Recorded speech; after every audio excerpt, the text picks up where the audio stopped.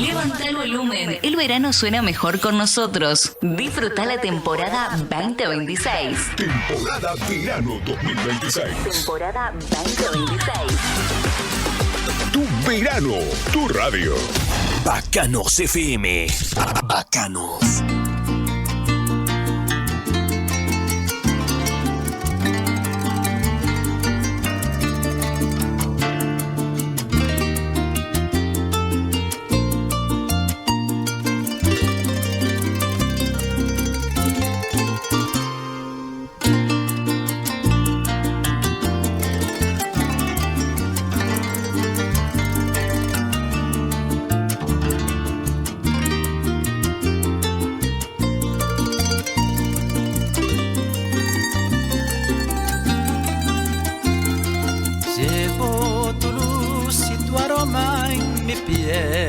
Y el 4 en el corazón. Llevo en mi sangre la espuma del mar y tu horizonte en mis ojos. Bueno, bajo esta sintonía o por encima de esta sintonía, pues ya por fin lo tenemos aquí en los micrófonos de Bacanos FM y DJ Mundiales Radio, que siempre, desde los principios y los comienzos de Bacanos FM, siempre ha sido la casa de Mario López y de su empresa, Desatascos Mario López. Buenas tardes, amigo mío. Hola, buenas tardes. Ahí parece, espérate, a ver ahora. ¿Ahora me escuchas? Ahora perfecto, sí, hola. Perfecto, estaba bajito. Buenas tardes. ¿Sabes qué pasa? Que ese micrófono lo utiliza Don Julio y Don Julio grita mucho, entonces lo tengo bajito. Don Julio no vino hoy porque venías tú. Mario, bienvenido a esta tu casa nuevamente, y la invitación no era otra, que usted sabe que no hace falta que nadie lo invite a esta su casa, pero sí que desde el principio, fíjate que yo tuve el pensamiento, como te conozco también, de cuando me enteré de los terremotos en Venezuela. Mi mente me dijo, dentro de poquito te enterarás que Mario López se va por Venezuela, y así fue. Me diste una llamada, más que nada porque sabes que tengo familia allí, por si quería mandar algún medicamento, y el mismo día que te fuiste me llamaste, y bueno, no me dio tiempo prácticamente de nada, pero eso confirmó mi sospecha, que era que Mario López se iba a Venezuela, al igual que Mario López se fue a La Palma cuando lo del volcán, al igual que Mario López se fue a Tenerife cuando los incendios, al igual que Mario López se quedó aquí en Gran Canaria también apoyando cuando tuvimos esos grandes incendios. ¿Qué fue o sea, me gustaría que me contaras tu experiencia, pero sin cortapisa, tu experiencia allá en Venezuela, desde que saliste? También hay que decir que todo el costo salió de tu bolsillo, que nadie te pagó nada y que nadie te dio ninguna subvención por ir a echar una mano allá a esos terremotos, a esos supervivientes en Venezuela. Hombre, Óscar, ¿qué tal? Buenas tardes a todos los oyentes. Pues mira, la verdad que sí, que todo fue costeado por la empresa, por mi empresa. Uh-huh. La verdad que fue un coste bastante elevado porque el billete fue buscado de una manera precipitada, intentando entrar por algún sitio, porque aparte el espacio aéreo venezolano estaba cerrado para eran los aviones comerciales. Uh-huh. Y no teníamos ningún contacto con algún gobierno ni con un avión privado para llegar allí. Entonces, de alguna manera, pues teníamos que llegar, y hasta que no fue abierto el espacio aéreo de Venezuela a través de Valencia, uh-huh, pues no pudimos entrar. A través de Valencia, en Venezuela. En Venezuela, a través de... Hay que recordar que sí, Venezuela tiene una ciudad que se llama Valencia, otra que se llama Barcelona, pero están allá en Venezuela, no son aquí en España. Sí, efectivamente. Entonces, pues la verdad que como fue tan precipitado, porque estábamos buscando formas de entrar desde casi a los 2 días de enterar, o sea, a los 2 días de pasar el terremoto, pues a mí se me encendió en la bombilla, porque escuchaba a la gente escuchando con sus oídos a través de los escombros. Uh-huh. Entonces yo decía, pero coño, yo tengo un aparato que nos puede valer para esto, que es mucho más sensible para hacer escuchas de personas, que es la que utilizamos nosotros para escuchar las fugas y tal, que tiene una sensibilidad terrible, y que podíamos escuchar pues si habían voces o si habían golpes o si empleamos un protocolo de llamado que se hacía allí, si contestaban con golpes y demás, pues dábamos el positivo de que ahí se encontraba algún ser vivo. Entonces, al ver esto por la televisión, pues decidimos también con Marcos. Dije, Marcos, mira, estaba buscando yo un voluntario, no un aliado, un voluntario para que fuera conmigo y me ayudara, porque llevaba equipo y necesitaba ir al menos con una persona más para que me ayudara a cargar estos equipos. Entonces él se presentó voluntario y bueno, y nos hemos ido para allá. Fue un rodeo increíble porque primero salimos de Gran Canaria a Madrid llegamos a París, desde París a Panamá y luego de Panamá a Valencia, Venezuela, y luego desde Valencia pues creo que fueron 2 o 3 horas en carretera hasta llegar a Caracas, y luego desde Caracas pues a La Guaira, que también habrán 20-30 minutos. Vale, la verdad que fue una peripecia. Sí es verdad, desde que pisamos La Guaira a las 9 de la noche que llegamos ese día, desde entonces comenzamos a trabajar. Eso fue un no parar, trabajando día y noche. Eso es lo que yo te quería preguntar. Mario López llega hasta Valencia, Venezuela. ¿Dónde se presenta? ¿A quién se le presenta? Para decir, oye, estoy aquí, vengo a echar una mano, tengo esto. Vale, sí, también, bueno, he obviado un par de información, pero bueno, nosotros ya íbamos,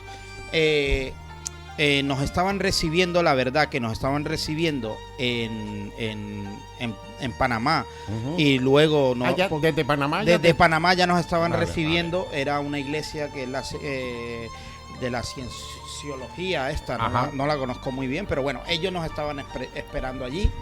Y ellos fueron los que nos consiguieron los permisos para nosotros poder entrar, ¿vale?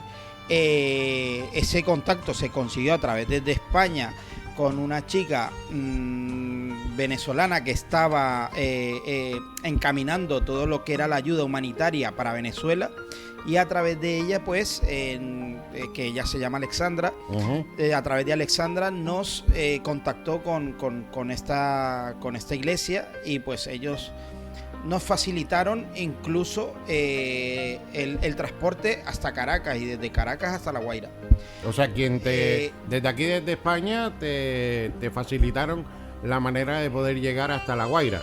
Sí, efectivamente. Y darnos pues las autorizaciones pertinentes, porque la verdad que estaban un poco reticentes con el tema de la ayuda internacional y demás, pero ya nosotros contábamos con un permiso, vamos a decirlo, algo especial. Vale. Incluso cuando llegamos al aeropuerto, pues la Guardia Nacional de allí de Venezuela nos hizo a un lado y nos querían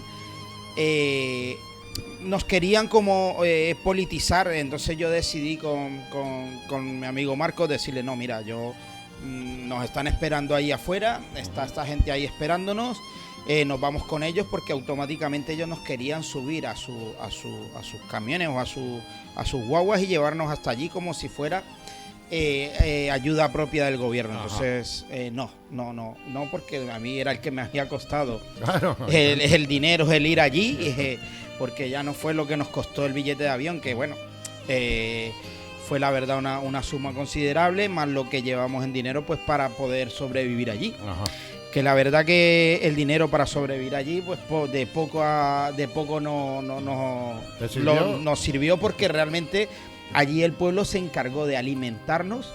Los 5 días que estuvimos allí, el mismo pueblo se encargó de alimentarnos y de hidratarnos todos los días y a toda hora. Allí no nos hacía falta prácticamente de nada. Era increíble el pueblo como se volcó con las víctimas, con los que íbamos a ayudar, con todo el mundo. La verdad que es de admirar tanta fuerza, tanta resiliencia que tiene el pueblo venezolano. La verdad que me fui con mucha gratitud, aparte de ellos con nosotros. Todo el mundo que nos paraba nos daba las gracias. Nos sentimos muy arropados, y la verdad que nos sentimos muy bien en todo momento. Y no, todo fue dentro de lo malo que vivimos allí, porque al ver tanta desgracia, nos sentimos arropados y nos sentimos en todo momento bienvenidos y bien recibidos. Bien recibido. Hombre, quieras o no, en esos momentos cuando quizás llevas 14 horas ahí pegado con tus equipos de detección, que te venga una bocanada así de aire fresco cuando notas el apoyo que te está dando el pueblo, ahí se te va el sueño, se te va el hambre, se te va todo, ¿no? Digo yo. Sí, claro. La verdad que en algunos momentos nos fallaba las fuerzas, porque es verdad, somos seres humanos y nos falla la fuerza por la cantidad de horas y las horas de tensión, claro, y trasnocho y demás, porque trabajamos prácticamente nosotros lo que la mayor parte era nuestra de trabajo era por la noche, tarde noche y parte de la mañana, porque estaba todo más tranquilo, podíamos escuchar mejor, había menos gente trabajando, entonces el día lo utilizamos para utilizar la cámara para meter dentro de una grieta, y las escuchas sí las hacíamos lo que era en la zona, en la franja horaria nocturna. Vale, entonces la verdad que el agotamiento, incluso en algún momento nos quedamos dormidos de pie, ¿sabes? Del cansancio que teníamos. Pero bueno. Tú llegaste allí con el amigo Marcos, tú llegaste allí ¿qué día después del terremoto? ¿El tercer día? Nosotros llegamos al... ¿Tercer o cuarto día? No, cuarto, quinto día. Cuarto, quinto día. Sí. Y cuando tú llegas a la zona cero, ¿no? Que es en La Guaira, es verdad lo que cuenta el pueblo, de que todavía no había apoyo por parte del gobierno venezolano. O sea,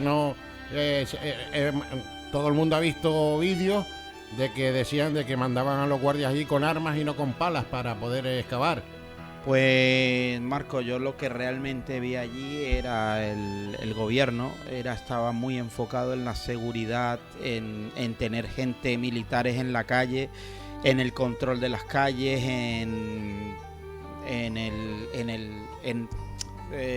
mucho personal armado, mucha policía, habían policías de todos los colores habidos y por haber, porque bueno, eso yo no entiendo, pues no entiendo allí de las policías que hay, los ejércitos, yo lo desconozco. Pero sí es verdad que había mucho personal armado, con fusiles, con demás, que la verdad que era un poco chocante. Pero bueno, no sé si era necesario, hombre, ¿no? Ya te lo digo, Mario, porque ahora se ha descalificado, o sea, se ha desclasificado unos audios de la presidenta que está ahora mismo en Venezuela y de Diosdado Cabello, donde desde el minuto cero ellos con esos audios estaban dando a demostrar, que ahora lo están dando a conocer, que ellos estuvieron ahí desde el minuto cero. Salga a la calle, tranquilice al pueblo, tranquilice a la gente, échele una mano. Y claro, el pueblo está desde el primer momento, el pueblo siempre ha dicho que ellos nunca estuvieron. No, realmente. Entonces, claro, hay una controversia ahí ahora con estos realmente audios. Trabajando como rescatistas, no se vieron, o sea, yo no vi militares para nada, o sea, vi militares controlando, haciendo labores de vigilancia y poco más. No puedo decir que estaban allí en medio de los escombros rescatando a nadie, no lo puedo. Y los militares que vi que lo estaban haciendo porque eran sus casas, y porque eran sus familiares, y eran militares que estaban de civil, porque yo tuve una experiencia con un teniente de allí del ejército, no sé a qué cuerpo pertenecía. En un punto donde nosotros encontramos que había una respuesta de vida, entonces yo era de noche y alcé la voz y le hablé a toda la gente que estaba alrededor de que si había un militar o algo para que nos dieran un contacto, porque nosotros queríamos, porque ya habíamos dado un positivo y queríamos positivo es cuando había vida. Cuando había vida, ajá, sí. Entonces queríamos confirmarlo pues con un equipo del Salvador, o con los ecuatorianos, o con los mexicanos, o con los argentinos, porque habían habían de rescatistas profesionales de todo el planeta. Nosotros llegamos a trabajar hasta con vietnamitas. Ajá. Entonces yo quería un contacto, porque nuestros teléfonos allí no habían puntos donde no valían, no teníamos señal. Y queríamos un contacto con el PMR, con el sitio donde estaban allí todos los rescatistas de todo el planeta. Ujú.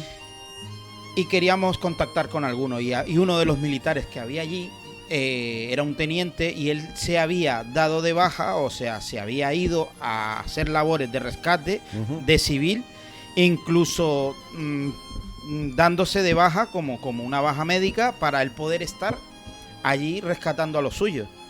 Entonces me imagino que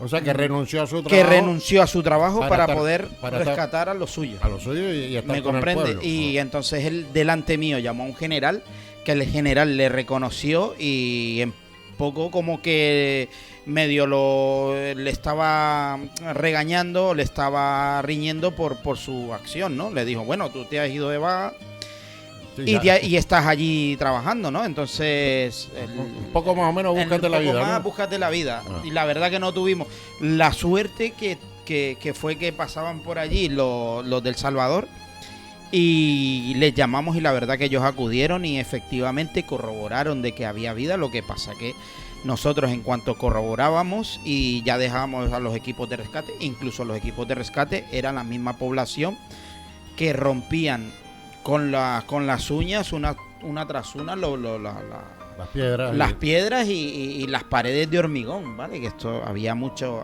hormigón y había que romperlo, había que cortar hierro.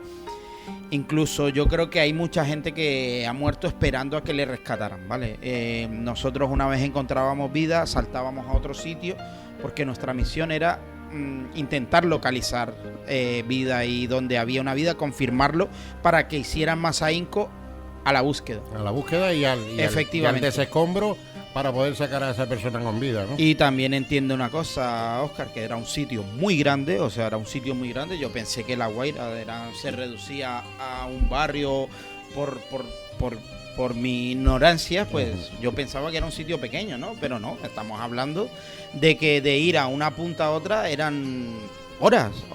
Aparte, muchas carreteras estaban cortadas porque no habían quedado intransitables y teníamos que dar rodeos y tal. Y la verdad que había un descontrol y había que hay sitios que yo creo que todavía no había llegado ni las ayudas de nadie.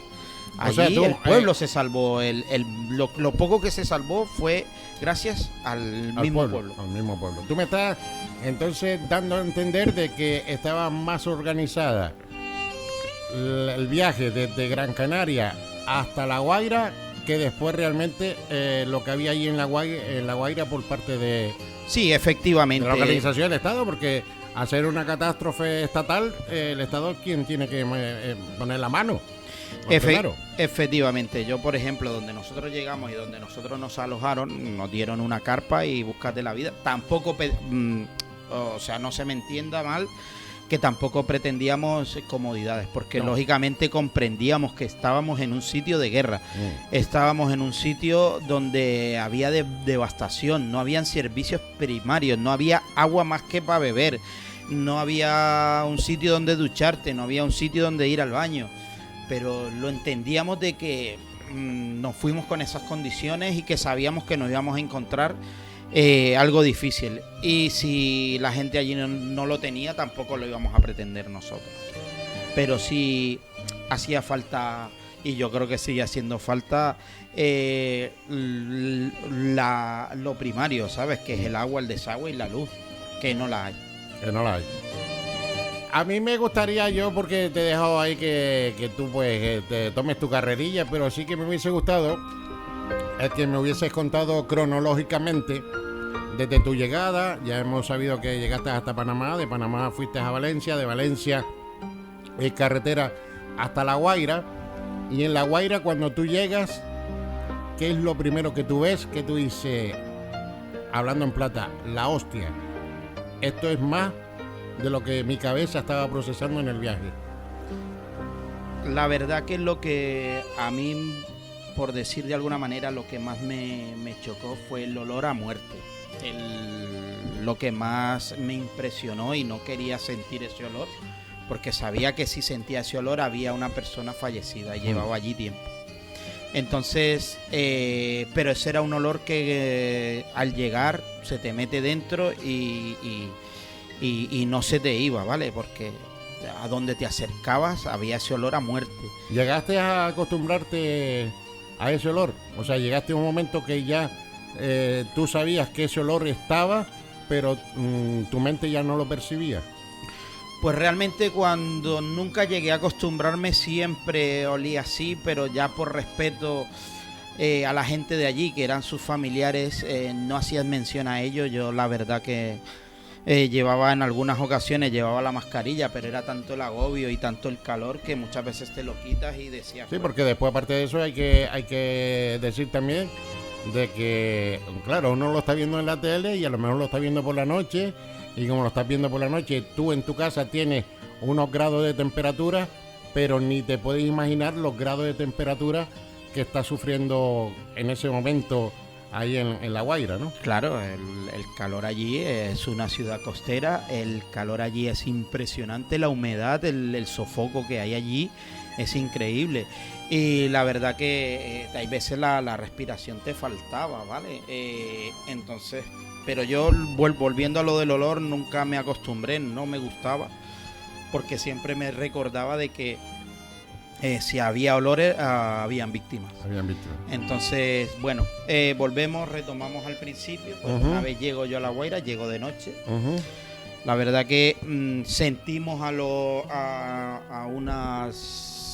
media calle, sentíamos gritos de que todo el mundo hiciera silencio, porque hacían los llamados para buscar las víctimas, y todo el mundo se apagaban los coches y todo el mundo hacía el máximo silencio para que la gente que estaba allí enterrada o en algún punto pudieran hacer algún ruido y ser escuchados, ¿vale? Entonces llegamos, escuchamos esto de que hicieran silencio. Entonces yo cogí mis equipos, dejamos nuestras mochilas y demás en el coche. La persona que nos llevaba a La Guaira era una persona voluntaria y nos dejó y nos esperó hasta que nosotros pudimos llegar a nuestro sitio de donde realmente nos estaban recibiendo, ¿no? Pero nosotros no nos dio tiempo ni hacer el check-in, por decirlo de alguna manera, el recibimiento ni nada. Nosotros nos bajamos de la camioneta, fuimos corriendo hasta allí, ofrecimos nuestros equipos. La casualidad que nos encontramos unos bomberos voluntarios de la zona de Andalucía. La verdad que trabajamos con ellos casi toda la noche, muy bien, mano a mano. Ofrecimos nuestros equipos, ellos encantados. Y efectivamente fue una chica, creo que se llamaba... bueno, ahora mismo no recuerdo el nombre, pues recuerdo cuando la llamábamos, pero no, ahora mismo no recuerdo, aparte a mí la memoria se me va un poco. Y hacíamos la llamada, ella contestó, estuvimos allí hasta las 4 de la mañana. Que estaba bajo los escombros. Que estaba bajo los escombros, ¿vale? La chica, chica, ¿qué pasa? Corrió hacia la zona de escalera, hacia el ascensor. Y entonces más o menos la teníamos cuadriculada, que podía estar en una zona, y entonces con el equipo de escucha pues escuchamos un quejido de la chica y escuchamos pues como... ¿Eso era a qué hora? ¿Sobre las 9 de la noche? Sobre las 9 de la noche. Ajá. Y desde las 9 de la noche estuvimos con la chica hasta las 4 de la mañana, cuando ya vinieron también unos escáneres especiales también para detectar si hay latidos, que eran mucho más potentes, porque... los equipos internacionales trajeron unos equipos bastante importantes. Eran más sensibles a los... Eran más sensibles. Ya estos no detectaban ruidos, sino que detectaban los latidos, ¿vale? Ajá. Entonces se confirmó que hubo vida hasta las 4 de la mañana, cuando empezó a llover de una manera increíble.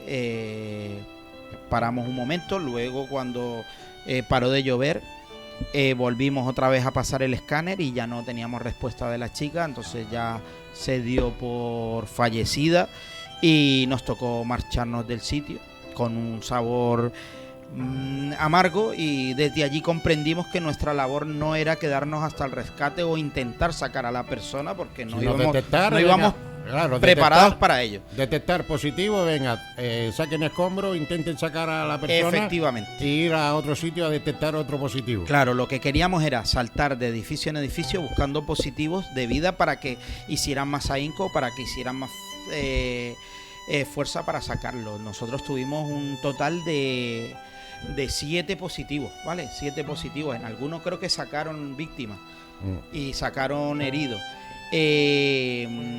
No lo sé, lo desconozco porque perdíamos contacto, nos íbamos de un sitio a otro y perdíamos contacto. Trabajamos con casi todas las fuerzas de rescatistas, trabajamos con españoles también como nosotros, trabajamos con vietnamitas, con los americanos, trabajamos con los hondureños, con los del Salvador, trabajamos con ecuatorianos, con peruanos, con argentinos.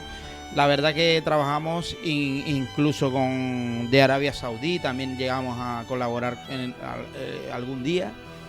Y la verdad que todos allí trabajábamos a uno, ofrecíamos nuestros medios y siempre fuimos bien recibidos y escuchados. La verdad nos sentíamos como una autoridad, incluso las autoridades pasábamos de un lado a otro y nos abrían las barreras y no sin preguntar, sino que pasaba sin problema, no teníamos ningún impedimento para hacer nuestra labor.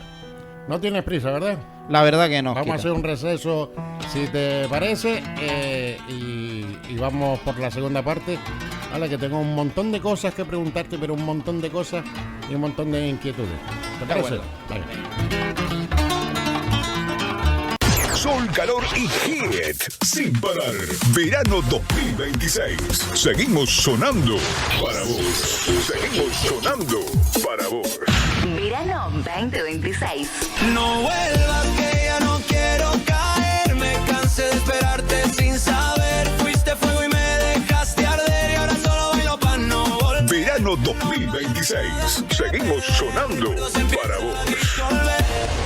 Bacanos FM. Bacanos. Bueno, pues aquí seguimos cuando ya están pasando 15 minutos de las 6 de la tarde. Estarán pasando 15 minutos aproximadamente de las 9 de la mañana. Si estás escuchando la repetición de este viernes, que recuerda que este programa se repite de 8 a 10 de la mañana. Mario, pues tenemos por aquí WhatsApp para usted. El amigo Santos Rodríguez de República Dominicana dice: en sintonía con Bacanos FM, haciendo radio con conciencia. Hay que concienciarse de que cuando tenemos que echar la mano es que no nos cuesta nada. A veces sí cuesta, porque ahora hablamos de eso, Mario. Neria Rosa dice: Óscar, decirle a Mario López que es una gran persona y con un corazón muy lindo. Muchas gracias, Neria Rosa. Cuando estabas allá en Venezuela, hubo un aluvión de WhatsApp. Cuando dimos la noticia de que estabas allí en Venezuela, cuando te llamamos por teléfono, que estabas allí y nos pudiste atender un poquito, había un aluvión de WhatsApp donde todo el mundo decía que no le sorprendía, porque antes se me quedó en el tintero que también estuviste en La Dana, en Valencia.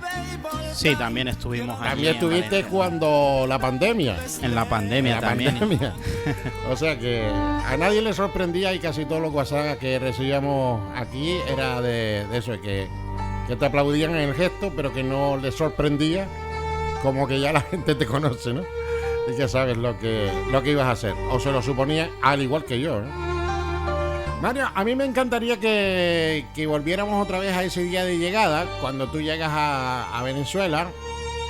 Tú llegas como bien decíamos, llegas a Valencia, de Valencia te vas en carretera hasta La Guaira. Cuando llegas a La Guaira, tú tienes que dejar tus cosas personales en algún sitio. Pues mira, la verdad es que, claro, nosotros llegamos a La Guaira, como te dije, allí no había prácticamente de nada. Uh-huh. Entonces, donde nos alojaron era un sitio, era un restaurante de pollo frito en la trastienda, en la parte de atrás tenía un patio. Uh-huh.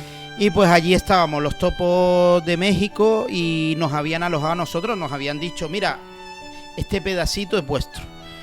Fue un rincón lo que nos dejaron, un rincón que agradecimos, porque allí todo o sea, toda ayuda era mínima. Lo único que estaba vigilado, el sitio donde podíamos dejar nuestras pertenencias personales y poco más, no teníamos más, ¿vale? No había baño porque lógicamente no hay servicio, el alcantarillado estaba colapsado, no había agua. Había que, como podías te aseabas, como podía ibas a un baño pues por allí, en medio de donde podías. Y bueno, nos dieron fue un sitio donde dejar nuestras cosas. Y eso ya, era lo que teníamos. Y automáticamente a trabajar, incluso empezamos a trabajar antes de llegar al sitio, al PMR. Nosotros llegamos trabajando, ¿vale? Nosotros una vez pisar la Guaira empezamos desde las 9 de la noche, incluso no habíamos llegado al sitio, como te digo, donde nos habían facilitado un pequeño sitio. Ya estábamos trabajando. Todavía primero trabajaron y después y después llegamos al sitio. Al sitio donde tenían que dejar sus cosas. Mira la foto. Tengo aquí la foto donde nos dijeron, mira, ahí puedes dejar las cosas. Eso es un aparcamiento. Eso es un aparcamiento, el aparcamiento del restaurante. Y allí nos dejaron. Luego nos consiguieron una carpa. Bueno, una carpa, una tienda de campaña. Una tienda de campaña y bueno, ahí más o menos hacíamos los descansos. Pero bueno, que lo sabíamos que allí... vamos a ver, allí comodidad no íbamos a encontrar. No, eso está claro. Eso está claro. Por eso te digo que... Pero bueno, quiero decir que dentro de las posibilidades que los pobres tenían, fue el pueblo quien te dio alojamiento o sitio donde poder mínimo instalarte con tus cosas, ¿no? Sí, efectivamente, como te digo, mientras estuvimos allí no nos faltó ni comida ni bebida. La comida que nos daban, pues lo que nos daran allí o lo que nos dieron, lo recibimos con mucha alegría y con mucha gratitud. Y agua embotellada, bebidas que le decían ellos con electrolitos. La verdad que estuvimos hidratados y con comida. Pasaba un coche y, oye, mira, ¿quieres comer? Oye, mira. Y todo el mundo te ofrecían un café. Y todo esto era gente que venía de otros sitios con comida y con cosas dentro de los coches y te ofrecían. La verdad que el pueblo venezolano se volcó con los que estaban afectados y con los rescatistas. Se volcaron muchísimo, la verdad. ¿Estuvieron allí cuántos? ¿5 días? Sí, trabajando exactamente fueron 5 días. 5 días exactos fueron. ¿En 5 días cuánto tiempo descansaron? Pues la verdad que no te puedo decir cuánto tiempo aproximadamente, o sea... Vamos, yo qué sé. Supongo que el primer día vas con muchas más ganas. Sí, los primeros días la verdad que hacíamos microsueños, microparadas y luego continuábamos, ¿sabes? Yo qué sé, te relajabas 2 o 3 horas y continuaba los primeros días. Ya el tercer día nos llevaron hasta los bomberos de Caracas. Y allí pues nos facilitaron una ducha, nos facilitaron un baño. O sea, y ¿a los 3 días te duchaste? Sí, a los 3 días nos duchamos, sí. ¿Tú me dejas que yo te haga una broma? Sí. Allí no olía muerto, eras tú. Era yo, ¿no? No, por poner un poquito de broma a la conversación tan trágica, ¿no? Ya entiendo. No, pero eso para que ustedes vean que cuando se va con todas las consecuencias, porque realmente es que no vas de vacaciones, vas a arrimar el hombro, la cabeza, a echar la mano, a intentar, que lo que estamos hablando son de vidas y vidas que hay debajo de todos esos escombros. Ya después de haber pasado un mes y pico, casi mes y medio, ya es, si hay alguien vivo, eso sí que es realmente un milagro. Realmente sí, a esta fecha, si encuentran a alguien es que se ha tenido que alinear todos los planetas y un milagro muy grande. Hombre, había salido en televisión, que no sé si es cierto o no sé si llegó la noticia esa allá, que estaban más cerca, porque a veces por estar más cerca no te llega la noticia antes, ¿vale? Una mamá que estuvo alimentando a su bebé con orín. Efectivamente, allí lo escuchamos mucho estos casos. y eran las primeras, las orinas, Ajá. cuando las personas estaban allí, porque lo escuchamos allí, de que utilizaban la orina para hidratarse, guardaban la orina para poderse hidratar el tiempo porque no sabían cuánto tiempo iban a estar. Es que claro, tú tienes que comprender la magnitud, eran edificios de 12, 13, 14 plantas, el más alto que llegamos a escuchar, y convertido en 6 metros, entonces la gente que estaba enterrada o estaba en un sitio en un triángulo vital, no sabía cuándo le iban a rescatar, porque tampoco era fácil, porque no había medios. ¿Cuándo lo iban a rescatar? Y si lo iban a Y rescatar. si lo iban a rescatar, yo creo que mucha gente pereció esperando un rescate, gente que tendría a lo mejor una herida, o que estaba perdiendo sangre, o se encontraba parcialmente con aplastado, con parcialmente alguna aplastado, mutilación. sí, con alguna complicación, porque mucha gente de allí salió amputada o sin extremidades, ¿vale? Y nada, fue muy trágico el suceso allí, es dantesco. Estuvimos hablando antes, durante la publicidad, fuera del micrófono, de que había muchas personas que no tenían nada y ahora se han quedado todavía aún sin nada más. Efectivamente. Personas pobres, realmente, que realmente no tenían nada, pero ahora con esta catástrofe han perdido aún mucho más, porque incluso han perdido familia. Sí, para nada. Que quizás era lo único que tenía. O sea, para nadie se le esconde de que realmente es un pueblo que lleva sufriendo una política devastadora, y hay mucha gente que del día a día ya lo pasaban mal. Y encima ya perder su casa, su familia. Nosotros estuvimos con padres que perdieron sus hijos, que perdieron su esposa, que perdieron perdían sus familiares, perdían sus padres, sus madres. La verdad que fue muy triste. Una de estas fue una señora que se acercó a ofrecernos agua, nos hidrató y todo esto al pie de un edificio, y ella estaba encargada como de la logística de mantenernos hidratados, ¿vale? Porque les vuelvo y les repito, hacía un calor de castigo. Pues allí descansando un poco con ella al lado, se vino abajo y nos contó de que su hijo pequeño y su madre y el resto de su familia estaban allí enterrados, y ella solamente se había salvado de su núcleo familiar. Y ella estaba allí y se preocupaba de que nosotros estuviéramos bien y que estuviéramos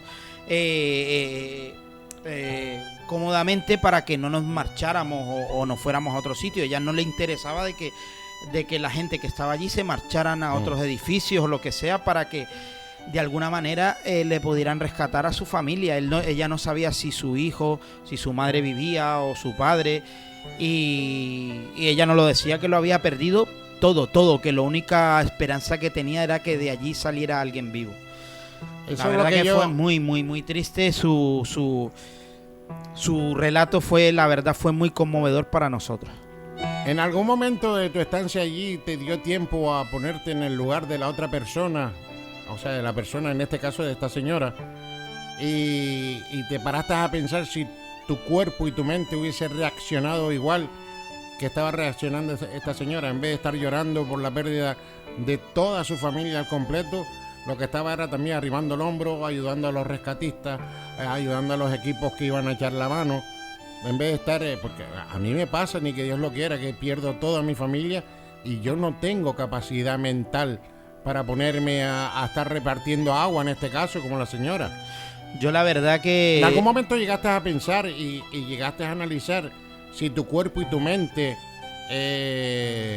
ni que Dios lo quiera, o sea, ponerte en el su otro lugar, lado? sí, en ponerse el otro lado. yo me puse en un momento en su lugar, y yo también no lo sé, o sea, es algo que no puedes dimensionar ni puedes llegar a imaginar, ¿vale? De perder a tus seres queridos, a tus hijos, a tus familiares más cercanos, a tu esposa, y tener esa interesa. Yo, o sea, me parecía que ella, o sea, me parecía un sueño. Es que todo lo que estaba pasando allí, toda esta desgracia, llegaba un momento en que para que no te afectara demasiado tenías que desconectar y que pareciera un sueño, porque no quería realmente enfrentarte a la tragedia, y muchas veces nosotros quebramos. Yo, por ejemplo, quebré. A mí, si te soy sincero, muchas veces lloré de ver la situación.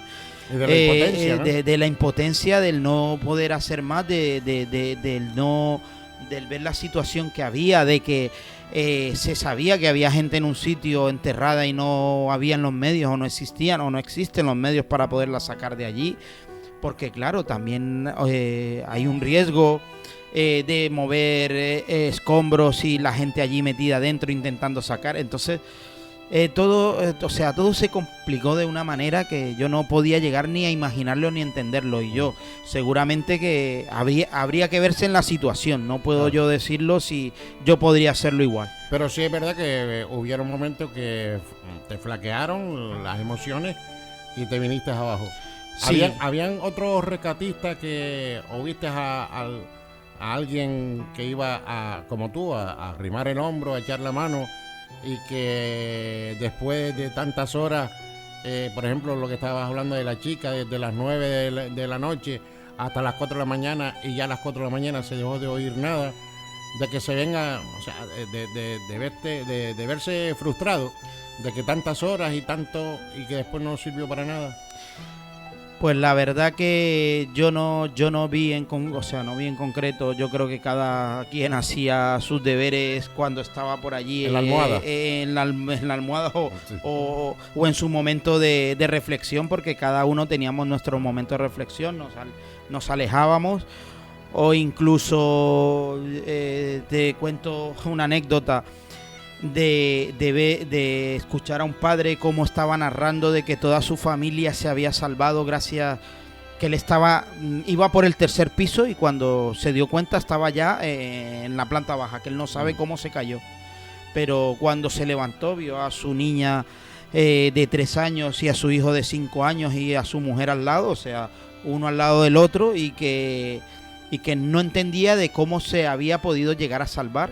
Y este hombre lo contaba con tanto sentimiento y con las lágrimas abajo, que yo tuve que marcharme del sitio de ahí y hacerme a un lado y llorar y acordarme de la situación y oírlo narrar todo esto.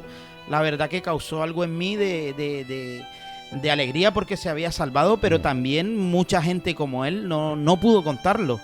Y la verdad que yo creo que muchos que están allí o que estuvieron allí hacían sus deberes y muchos flaquearon y muchos flaquearían y seguro, porque se veían gente llorando, y me imagino que también eran muchos familiares de víctimas y que también estaban como rescatistas igual, ayudando a los demás, incluso teniendo a sus propios muertos allí enterrados.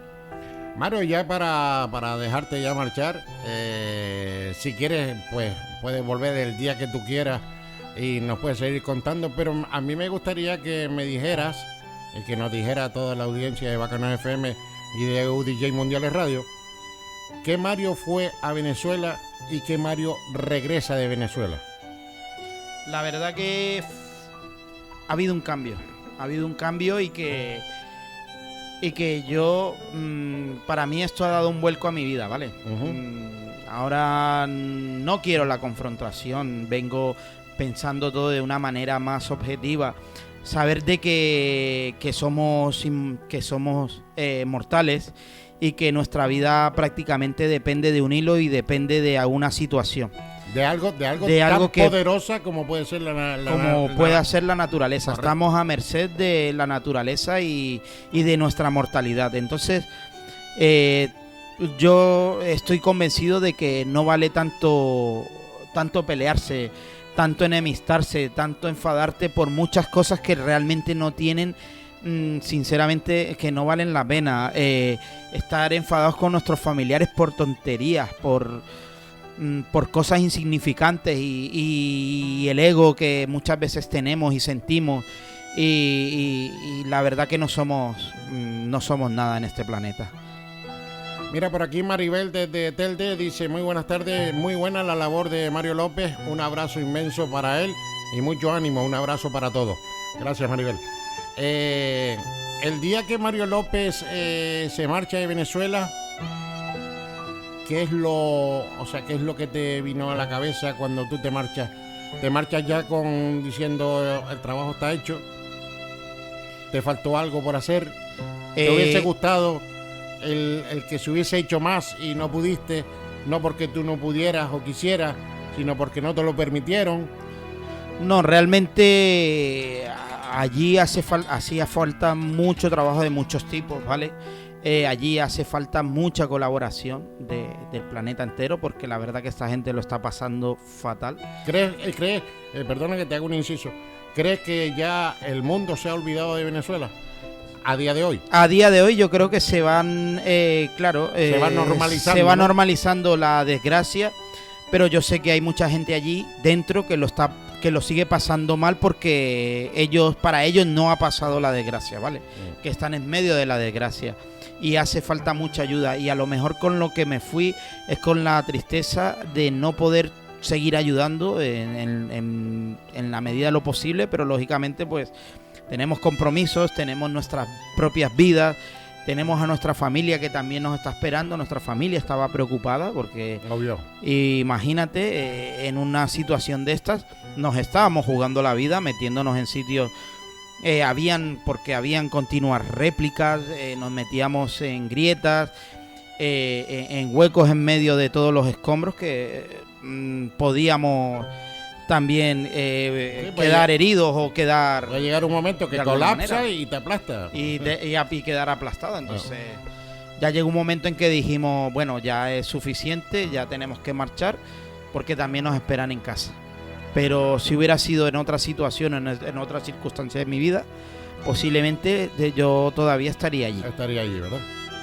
Sí. ¿Y lo último que viste antes de marcharte y que se te quedó grabado en la mente, y que eso que tú puedes decir, estoy seguro que esto va a tardar mucho en quitárseme de mi retina? La verdad que lo que más fue el último día de trabajo nuestro, que fuimos, los familiares estaban intentando de alguna manera encontrar vida, ¿vale? Eran 3 niños, de los cuales nosotros intentamos buscar vida, no escuchábamos nada, no había respuesta de ruido, y metimos las cámaras, nos metimos por unos sitios, y lo que encontramos los niños estaban muertos. Wow. Y la verdad que fue eso lo que me llevo, porque me puse en la piel. Tengo un niño muy pequeño, tengo hijos, y la verdad que me fui con una tristeza enorme, no poder dar una alegría. Un positivo. Pero lastimosamente las desgracias son así, y me fui con esa parte negativa en mi corazón. ¿Viniste con los ojos lagrimosos en el avión hacia acá? Pues la verdad, una parte sí. Con alegría, ¿no? De que te ibas a reencontrar, como bien me estás diciendo, pues con tu familia, con tus hijos, con tu entorno, y con la satisfacción y el alma llena de poder haber echado la mano, costara lo que te costara, que sé que te costó bastante, porque, bueno, me habían dicho que quién te había sacado el billete de avión, y sé que te costó bastante, pero ¿crees que el dinero invertido valió la pena? El dinero y el tiempo. El tiempo y el dinero, que para eso es... Yo creo que es más el tiempo, que vale oro, más que el dinero. Pero sí vale la pena, cada euro vale la pena. Intentar ayudar a alguien es una satisfacción increíble que siente nuestra alma, que para mí no fue gastado, no fue mal gastado, sino por lo contrario, fue muy bien invertido. Muy bien. Mira, Yamile, que te manda un WhatsApp, dice: Dios los bendiga por la labor de ayudar a todos nuestros hermanos en Venezuela. Nuestra amiga Yamile. Muchas gracias, Eso va Yamile. para ti, Mario.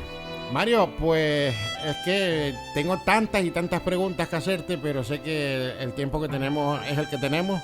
Así que si tú quieres, cuando tú quieras, no hace falta que te diga: Mario, vente. Tú me avisas un día antes para yo anunciar que vas a estar aquí, y que esté todo el mundo pendiente de pues eso. Porque supongo que en 5 días habrán pasado 1.000 millones de cosas que quizás ahora mismo, pues, sabiendo que tenemos un tiempo limitado, estarás contando lo más importante, pero seguramente habrán anécdotas también que te hicieron sacar una sonrisa, por ejemplo, esto mismo que dice que te ha cambiado la vida. O sea, tú has cambiado tu vida después del viaje este a Venezuela, de echar la mano ahí en los terremotos, porque te has dado cuenta de que realmente somos una jodida marioneta en manos de la naturaleza. Pues sí, la verdad que nada, lo intentaremos pasar por aquí. Tú sabes que en mi trabajo hay veces Sí. me lo impide, pero bueno, lo intentaremos y seguir contando un poco de estas anécdotas. Y muchas cosas pasaron, sino que bueno, el tiempo es limitado e intento recapitular cosas importantes, pero bueno, otras que se me vienen a la cabeza. Y muchas anécdotas también muy, muy positivas y de todo lo tengo que decir, que el pueblo venezolano es encantador. La verdad que muy agradecido, nos recibió muy bien y es que no tengo una palabra negativa hacia el pueblo venezolano. En todo momento fue ayuda y ayuda hacia nosotros. En todo lo que necesitábamos para hacer nuestra labor nos ayudaron muchísimo. Y nos daban lo que no tenían. Todo eso hay que decirlo. Pues don Mario López, propietario de Desatascos Mario López, es para mí y para nosotros aquí en Bacanos FM todo un placer, realmente todo un placer el tenerte aquí en casa, el tenerte en estos micrófonos. Sabes que esta es tu casa para cuando tú quieras, que no hace falta invitación. Muchas gracias, Osquita. Y tan solo tenemos palabras de agradecimiento, porque sí, es en Venezuela, pero es que hay muchos canarios allí, hay muchos colombianos allí, hay muchos peruanos allí, hay muchos argentinos allí, hay tanta gente en Venezuela que no son nacidos en Venezuela, que yo creo que Venezuela es un país que representa al mundo entero, porque tienen millones de personas viviendo de todas las nacionalidades, entre ellas los canarios que llevan allí 40, 50, 80 años, de cuando la comunidad canaria migraba hasta Venezuela a hacer dinero para poder levantar lo que son estas islas hoy en día. Y por eso yo creo que el pueblo canario, cuando se trata de lo que es el pueblo latino en general, no se cierra tanto, porque como que tenemos las mismas culturas, pero que somos hospitalarios al igual. Y que bueno, Mario, que aunque es nacido en Colombia, el hombre ha hecho hasta la mili aquí en España, o sea, más español que yo. Bueno, yo hice la mili también, ¿no? Pero que es todo un orgullo el que hayas elegido la isla de Gran Canaria para que vivas y que hayas hecho tus raíces aquí, que tengas tu empresa aquí, que estés dando trabajo a tanta gente aquí también en la isla de Gran Canaria. Pero sobre todo por esa... No pierdas nunca ese corazón de ayudar a los demás, porque podrás tener todo el dinero del mundo, pero no todo el mundo tiene el mismo corazón que tú. Entonces conserva ese corazón, conserva esas ganas de ser como eres, que eso es lo que te está haciendo rico en la vida.